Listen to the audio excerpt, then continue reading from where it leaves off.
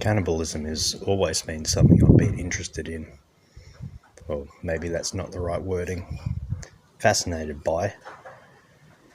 And reading through these Epstein files with the whole eating babies and things like that.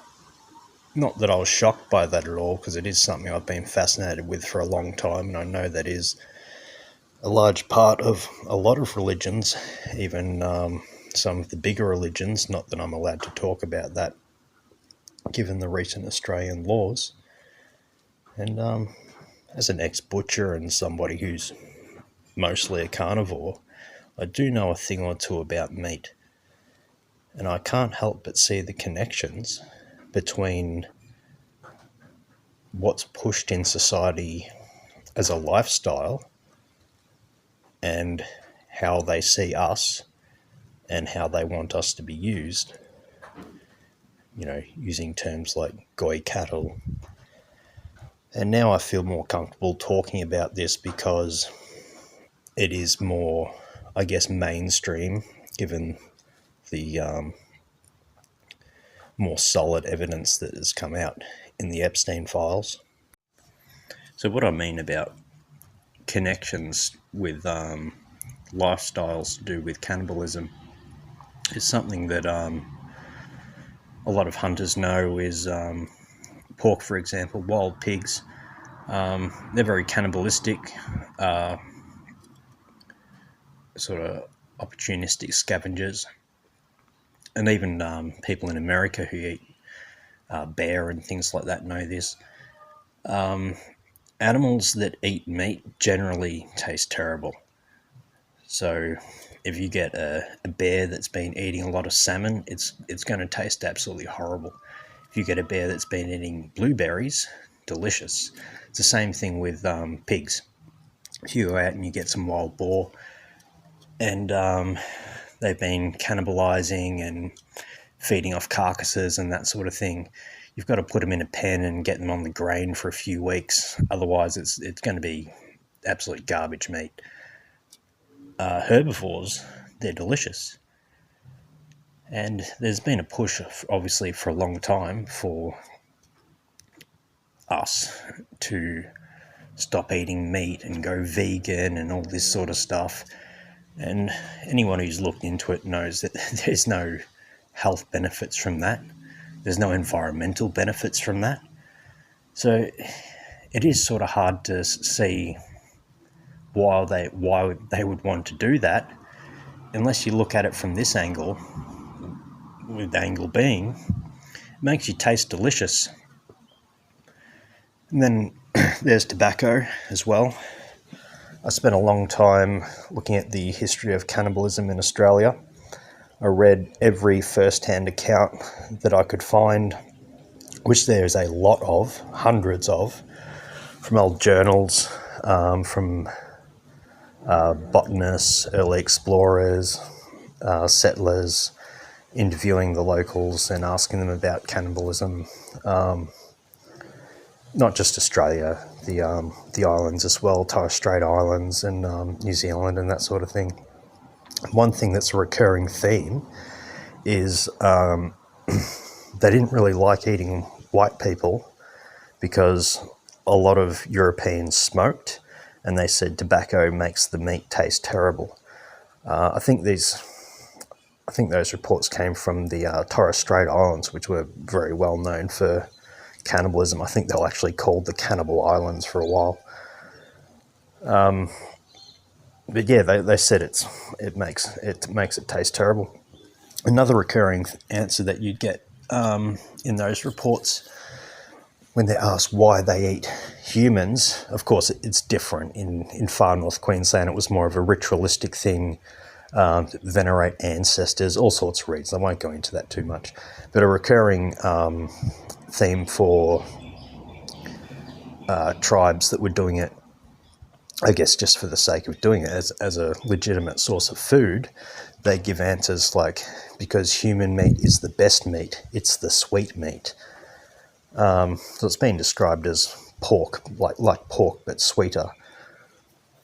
But yeah, people who eat meat, they won't taste good. People that smoke, they won't taste good. And the third one, people with high testosterone won't taste good. There was another email in the Epstein files where he's talking about using chemicals at a young age to make transsexuals for him to use as sex slaves, essentially, when they get older, or maybe not when they get older. He didn't really say. Never know with that sort of crowd. He goes into some pretty disturbing details in that. I don't know how much I'm going to be allowed to say here. It doesn't really matter. It's not like I'm monetized anyway. Basically, he wants to suck a penis, but he only wants the penis. He wants the rest to be like a woman, and so he gets them on the chemicals at a young age, and then they develop properly like a woman, but still have a penis, etc., etc. Really disturbing stuff. But there is another layer to that, which is the cannibalistic aspect. If you're going to basically design a human to eat, that's what you'd do. You'd want a vegan or vegetarian that doesn't smoke, is largely sedentary, and has low testosterone. That is going to be the best quality meat. Well, from a taste viewpoint, not necessarily from a health viewpoint. And it's been known for a long time for people that read heavily into obscure occult texts and earlier religious texts and non-public religious texts, and listen to, I don't know, the religious leaders that start with R. Again, I can't say because the Australian laws. You listen to some of the more, I guess, outlying or non-mainstream religious leaders, and they say very disturbing stuff, like just speak the truth very plainly. And this is not new for anybody who's cared to look. They already know about this stuff, but I guess that's rare. So it is what I consider a matter of fact that the elites of the world, the royals, top religious leaders, the trillionaires behind the scenes, and now the billionaires in public, have always used the general populace as cattle. That's what they call us, cattle. Well, they say we're lower than animals, actually. It's part of their religious texts. And now I guess we've gotten to the point where they're essentially making designer Wagyu out of the general population to be their sex toys and their food for their disturbing rituals. And it's not like a food source. Like, they're not just tucking into some baby back rib for lunch every day. Maybe they are. I don't think they are. It's more of like a ceremonial thing. They call it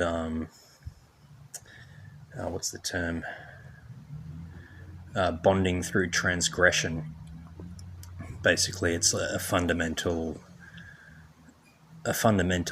thing for religions and cults that are very closely bonded. They get that close bonding by doing ever evolving, that's not the right word, escalating, disturbing behaviors that would be disgusting to most people.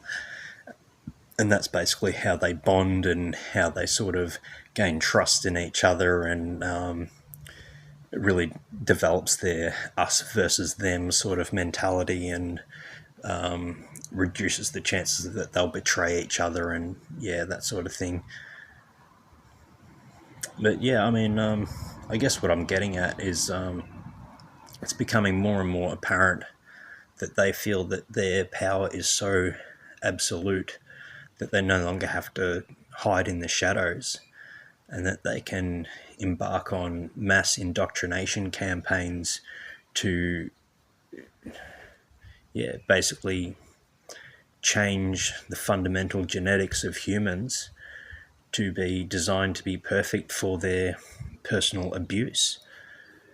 And this is not something new. Of course, H.G. Wells, the well-known Fabian Society member, who was, and of course, this is what the Fabian Society is all about, literally breeding a slave race of humans that are incapable of free thought.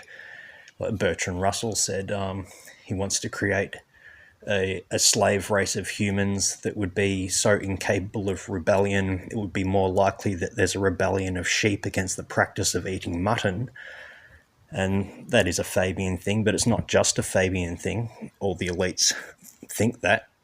If you haven't watched my videos on the Fabian Society and how they rule Australia, I suggest you do, because Anthony Albanese is a Fabian Society member, along with most of the Labor cabinet.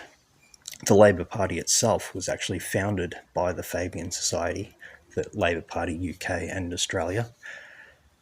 But yeah, that's what I was saying. H.G. Wells' The Time Machine, that's not some sci-fi fiction. That is his vision for the future, where there's these innocent little people that just live in harmony with nature and just eat vegetables, and then the elites, I can't remember what they're called in the movie, but yeah, the elites come up from the ground and snatch them and feed on them, and they're already doing that already, but they get very upset by the rebellious spirit that remains in man and want to stamp that out. And a great way to achieve that and also make us more delicious is exactly what they're doing. Pushing hormone replacements, using the name of the chemical slips my mind, but yeah, chemicals that ruin your testosterone, estrogen mimickers, and even things like mercury. I mean, high enough mercury levels in birds turn them gay. And this is not woo-woo. This is hard science, and they know that. Who's doing it all? It's the elites, and I say that as broadly as possible, because it's not one race or one religion, and none of them are excluded either. I've tried to talk about the most well-known culprits before. People say, oh no, it's not them, it's actually Baal worshippers. Oh no, it's not them, it's actually Frankists. And I'm sorry, but it's the same thing. And if people weren't so lazy and actually looked into all of this stuff, they would understand that. There is no multiple religions. There is no monotheism versus paganism. Monotheism does not exist. It has never existed, ever. There's different control structures that appeal to different groups, and every religion is two-tiered. Well, most religions are two-tiered. The Abrahamic ones most certainly are. There's what the public thinks and the PR campaign to get people to accept it. And then there's what it actually is, which is generally highly disturbing stuff. Highly disturbing stuff. Which is, nothing's ever changed. There's still only one religion, the old religion. And no matter what word you use for Lord or Master, whether it's Allah or God or Baal or Yahweh, it means the same thing. It means master, and it's the same entity they're speaking about. There is no difference. Or maybe you want to use Shiva the Destroyer or whatever. It doesn't make a difference. The tribes in the jungles of Indonesia are doing the same thing. The cannibals rampant in India, the Hindu cannibals, they're doing the same thing. The Catholic Church is doing the same thing. The other people I'm not allowed to talk about are doing the same thing. And look, don't take this as me singling out Christianity or picking on Christians. I'm not. It's just they're the only religion left where it's not illegal for me to speak about openly. But Christianity is a great example of that. They say, oh no, I worship God, Lucifer's bad, blah, blah, blah. All right, Well, go watch the Pope in the Catholic Church singing their hymns to God. What name do they use? I think the song is specifically called An Ode to Lucifer, and you can watch them right now. It's on YouTube, praising Lucifer as their god. Lucifer matutinus inveniat. Ille inquam Lucifer qui nescito casum Christus filius tuus qui regressus ab inferis humano generis serenus iluxis. Ask a Freemason Shriner, who's God? Who's Jesus? They'll say Lucifer, the morning light, the light bringer. You know, it's Prometheus. It's all the same thing. And, you know, that upsets people because it messes with their worldview. Well, I'm not sorry, because your worldview is bullshit and you need to pull your head out your ass and start actually learning some stuff, because I don't think in this day and age there is an excuse for ignorance anymore, and it's really starting to annoy me.